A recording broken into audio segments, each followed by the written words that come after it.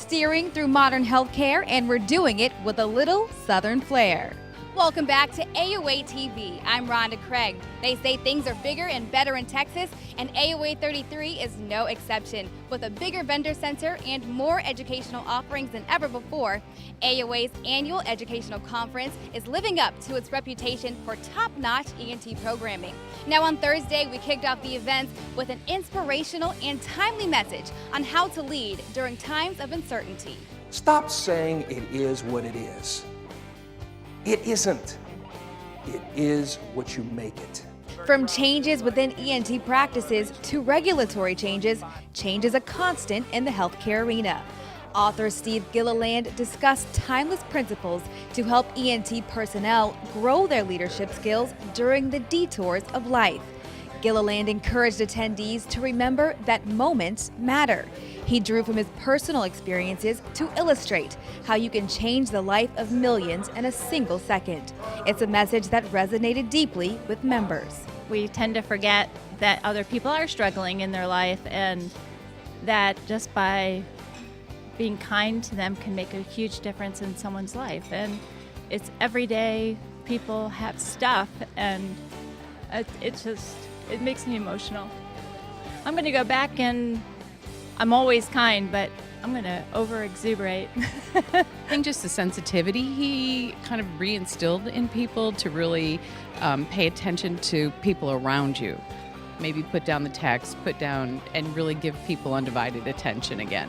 On Thursday, we also recognized the recipient of the Patrick Connolly Award.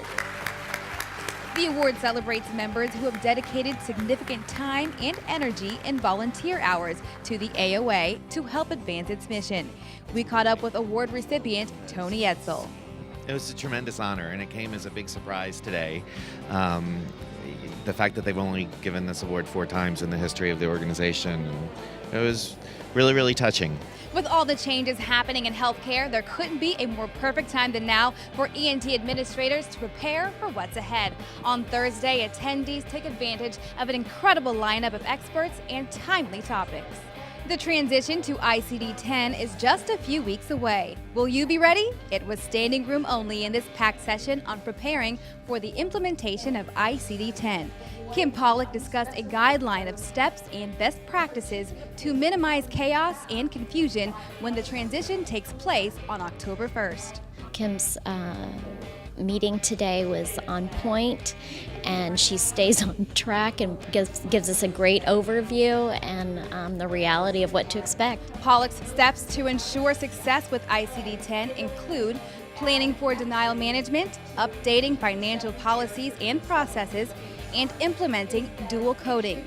Despite the many differences between the ICD-9 and ICD-10 format, Pollock stressed the importance of remaining calm and realizing that this change isn't necessarily a bad thing. I think the actual structure of the codes is easier to understand than the code set that we're using now in ICD-9. Just hang in there, it's going to be okay. We might have a few bumps along the road, but we'll get through it like we've gotten through everything else in our careers. When attendees speak, the AOA listens. More than 95% of you said you wanted this session on best practices for better practices repeated, and every chair in the room was filled.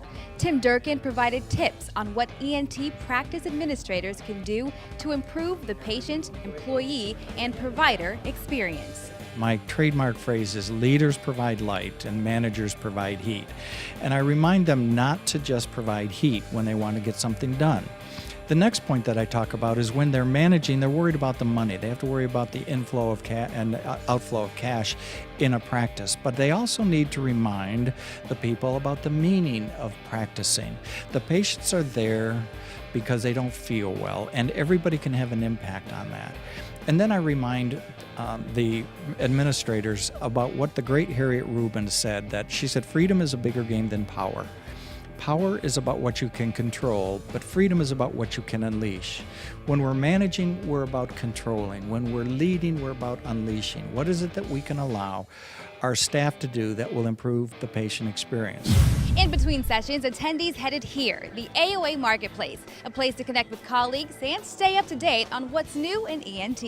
The AOA Marketplace is an instrumental part of the annual conference and a member favorite. It's the only place they can come to learn about the latest services and equipment that can make their jobs easier.